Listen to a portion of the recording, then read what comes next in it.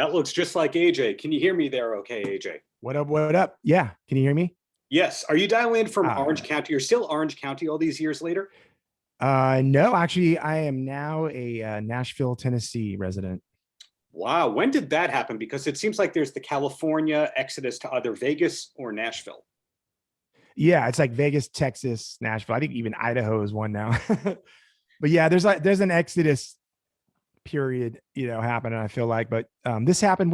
My wife and I moved here full time. Actually, 2 years ago is when we bought our house, and we were here for a few months before that, just kind of like, you know, checking out where we wanted to be, what part of town we wanted to live in, and all that good stuff. But loving it.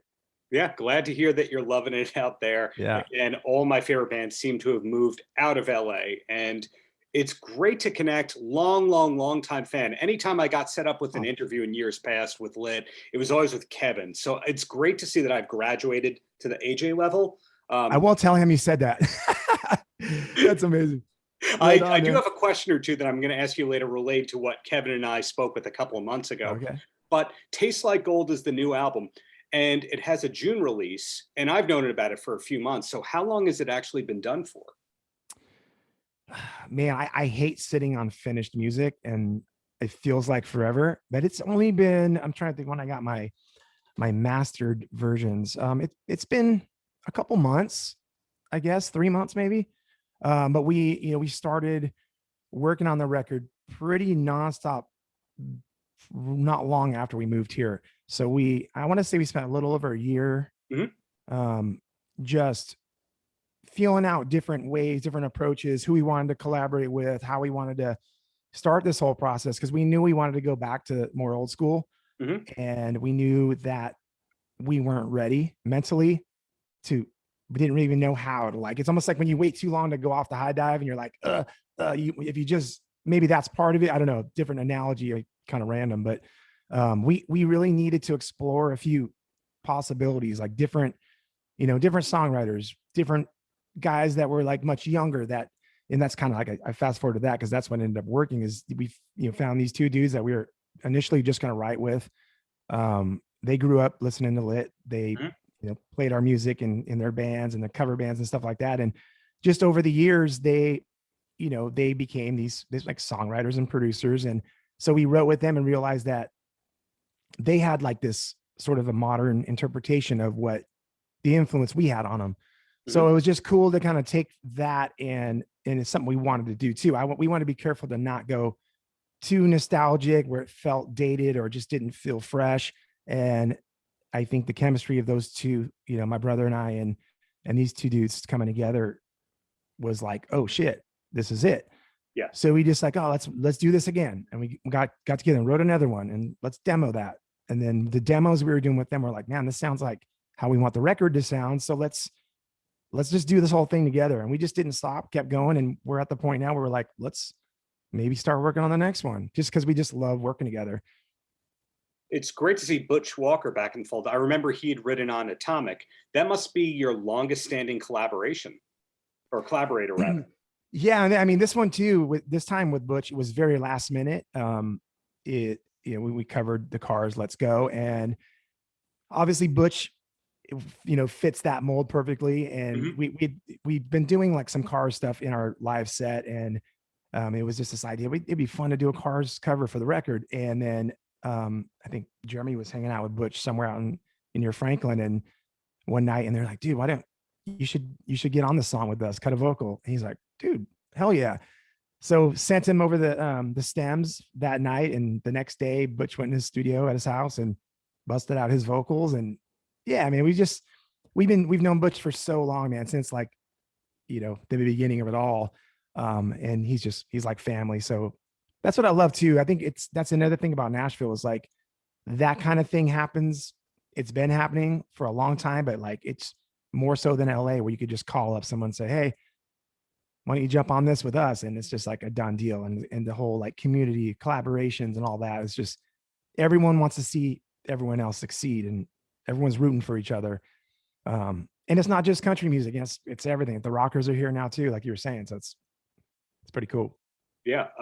I had the pleasure a couple of weeks ago of interviewing Jarrett from Bowling for Soup, and he admitted that Lit's country album inspired his country album in a way. It's cool to see a return to form, but it's also cool to see that Lit has always taken chances over the years. So yeah, looking back on the country album, proud of it, but glad to be back in the original direction. Yeah, both those. I mean, those are some of my favorite songs we've ever written, and we've got other more country leaning songs we've written that we just haven't done anything with yet. But definitely the idea of or the realization that the two are different enough worlds where we should keep them separate. And Popoff Brothers is where those songs will live. And it's obviously Lit is and always will be a priority, the priority. And taking it back to what most people expect of Lit feels great. It definitely does. It was time, for us. Right. Well, one of my favorite things about Lit, besides the music itself, is seeing how you've changed with the times. And by that, I mean, I think that you were one of the first bands to have huge radio success in the late 90s and realize we should become a flyout band. We should not try and get with another major label. We should get with an indie and make our own records. What I'm curious about with all that is how much of that is connived strategy and planning, and how much of it is just organic? Like, what do we feel like doing? It's mostly what do we feel like doing. We didn't get as far as we have. We've been a band for so many years, like decades. We're going to come back to that one. That's related to that Kevin thing I alluded to. Okay. I think it's just, you don't stay a band as long as we have without following your gut and following your heart. Strategy is probably at certain times a better, it's maybe have methodical moves and like thinking about things might be smarter, but we just haven't really gone that way, as with this current record that's coming out, like it was just, okay, we don't like you can't really force creativity and you can't force any kind of passion. You can't fake it. Mm-hmm. So we feel like we got to be at that point, like ready. Okay. Hey, do you want to, I use this weird analogy. It's almost like discovering, clothes that you took out of your closet, 20 years ago, and you find a box and you pull them out. You're like, man, this stuff is like, actually people are wearing this shit. And like this stuff's, and like, I can actually put this jacket on and go out tonight. And then people are going to compliment me on my jacket. So it's almost like finding your old wardrobe, and mm-hmm. you wouldn't have put it on 5 years ago, because you've been like, I'm tired of this. I wore the shit out of this jacket. But like when it's long enough, it's like, shit, yeah, I love that thing. And it all comes back out. And that's kind of what it feels like with this record. It's like, you brought your old jacket out, but then you added some like, some studs to it, or you threw some patches on it, or, so that's kind of what we did with our sound. I feel like where we fell in love with it again, but we also made it new enough to where it's like, mm-hmm. yeah, here we go. Right. It's our midlife crisis album. You're tasteful, Mr. It's our Porsche. It's your Porsche. Write that one down while you can. But right. So going back, when I was talking with Kevin, I mentioned that I'm slowly writing a book about David Lee Roth, and he slipped thing to me that we won't say the name of the old band, but your prior incarnation of Lit was the last band that Bill Gazzari went, these guys are stars. And so there was a number of years between that and My Own Worst Enemy taking off. And then there was a bunch of years between Too Fast for a U-Turn, and then, being kind of rediscovered in a way beyond the initial cult fan base 6 years ago. So speaking to that, what is it that makes you and the Lit guys know to keep going, to know that like there's going to be ups and downs? Because, kudos to you for not quitting, not breaking up when things were a little slower. Yeah, I guess it's a combination of things. I think when we're not doing music, there's things we can do on the side, little side hustles and things that are interesting for a moment. Mm-hmm. And then when music's out of your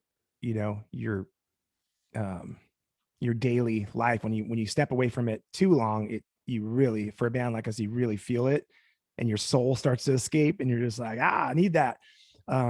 So that's that always keeps us going back to it.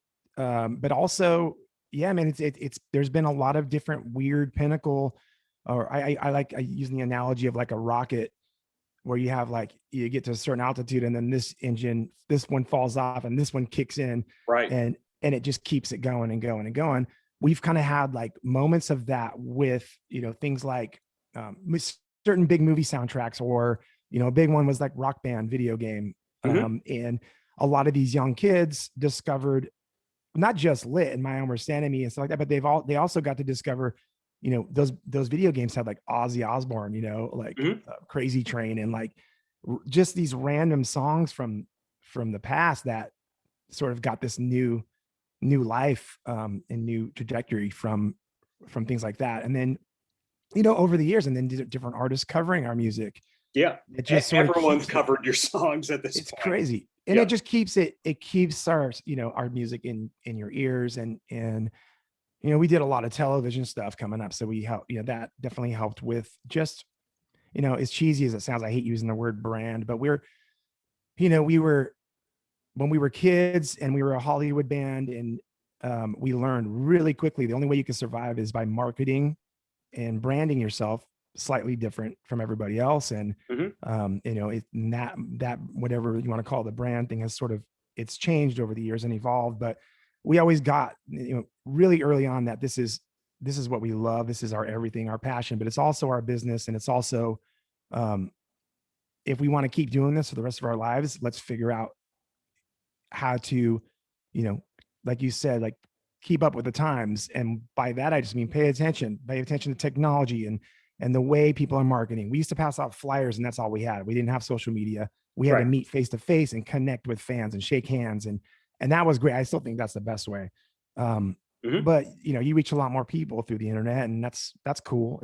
It's totally different. And, but I think being open to, not when I say staying relevant, it's all a matter, being relevant. It's just a matter of people, it's taste, and you never know what paint's going to stick and what's not. And we just got to do what we love, and have been lucky enough to, hold it together and still be able to go out and play shows and still hear our song on the radio. So something, we're not the biggest band in the world, and we're not, we're not always on, we're not flavor of the month or whatever, but we are pretty proud of the spot we hold.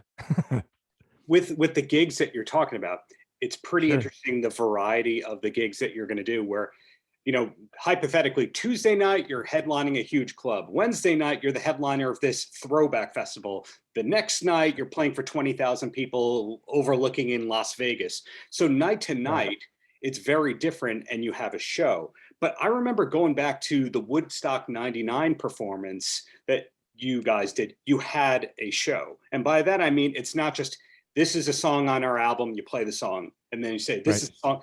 You knew how to do songs into songs. Like, I remember, for example, seeing you at Irving Plaza in New York. We had this little unknown opening act in Good Charlotte back then. 22 Jacks was also on that tour.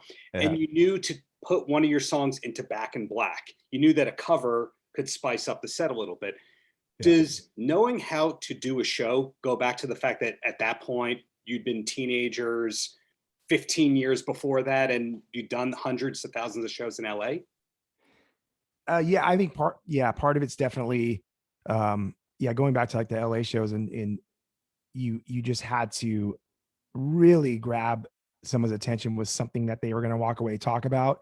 And that's how you built your following. It's the only chance you had. Now I hate bringing back, what everyone's doing now, but like, it's like, you think about what bands do now. They do a crazy TikTok, or some crazy YouTube video, and they do some crazy stunt, and then, oh, here's our new music. And like, that's how you get attention. But you didn't have that then. So you had about an hour, depending on how long your set was.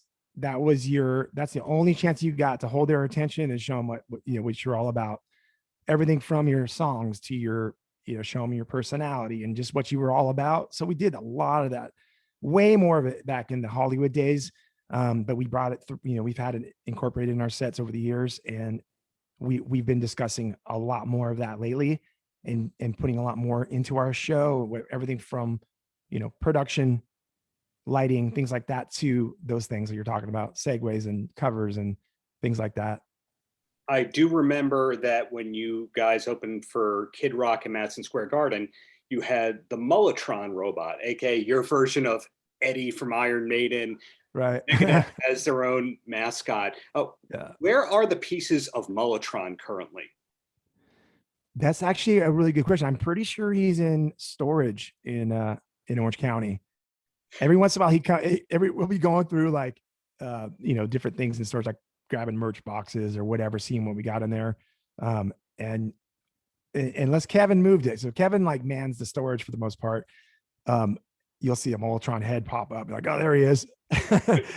But it's I've never got inside it, but it's definitely I know anyone that's in there is sweating a lot, and it's pretty hard to get inside that costume. It's like on stilts. When you say production upgrades, is there a chance that Molotron could appear at a future concert? Man, you can't rule anything out, right? I mean, I think until you mentioned that, I forgot that Molotron lives in that warehouse somewhere. I think it'd be fun to pull him out. Well, there you go. Two quick questions, and then I'm going to let you roam free. And the first one is the song "Over My Head" from the Titan A soundtrack, which later wound up on Atomic. There's a high harmony backing vocal that people have said that's Steven Tyler. You do not see his name in the credits. Is that Steven Tyler, or does somebody sound exactly like Steven Tyler in your vocal range? Right. No, I mean, yeah, that is Steven Tyler, man. I don't think, I mean, I've yet to meet someone that could get out and do karaoke and sound like Steven Tyler. Right. And then talk about like one of the most unique voices. But yeah, he's been obviously many people's like hero, and he's been one of my heroes over the years, and he's just a legend, living legend. And he just so happened to pop in the studio that day with our producer Glenn Ballard and had dinner with us, and just had the balls enough to ask him and take a chance that he might sing on it. And he, sure enough, he took it, and he killed it. But yeah, it was one of those things where, he did it without, us talking to the label about it or anything like that. So it wasn't like a planned feature. He's just like, I'd love to do it. He's like, I don't think I could be listed. So yeah, that's why he wasn't. I think maybe now he could be, but it's too late. It's in print. Oh, well. Sounds amazing. He definitely added a cool texture to that too. I figured that, I remember, around that era, there was a Mariah Carey, a Babyface single that had a vocal that you went, that's Mariah Carey, but you said different labels, therefore you can't put the courtesy of credit. And I figured that's what that was. Yeah. So people are doing it now though, and getting away with it. I feel like it's different now. It's the time of like collabs are like a huge thing. So it's probably, but it's different if you're a feature, if you would have taken a verse, I'd have been even more stoked. Right. And my last thing targeted at you here, I heard that you're a great drummer, that you were a drummer before you were a singer. Is that true? I was the original drummer. This is like early Carnation. It was like Kevin was still on bass. It was me on drums, and then a couple guys that haven't been in the band since then, but old friends.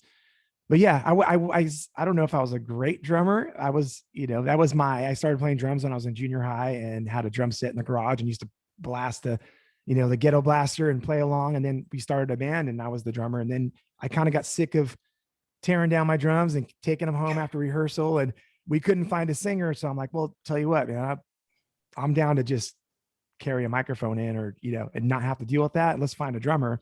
And we were already friends with Big Al, so that just worked out. So are there things that you play drums on that we don't know about? I don't think we ever got a chance to record anything. Well, I've gotten up live a couple times, and but yeah, I haven't done it very often. Like, I actually want to set up a drum set in my house now. Now that you just reminded me, that's one of the things I've been wanting to do. Well, where I was going with that is, you never know when you have an artist who has that big following, but at the same time they have that secret thing. You find out about the passion projects. Like Bob Rock has his country band in Hawaii, and you only know about it if you go to Hawaii or you're friends with Stacey Jones, which I'm assuming you are. So I didn't know if you're like, oh yeah, Wednesday nights I play at this pub in Nashville. It's like your Bunny Carlos drumming in Rockford thing. Dude, that I would actually love to do that. I just need to set up a drum set and just get my chops back, and that'd actually be great. Get out with some cover band or something, just jam. Hope that happens. But in the meantime, thank you for the many years of great music. Hope to see you live in New York in the near future, and just keep up all that greatness. Hope so too. Thanks, dude. Appreciate that. Paltrow.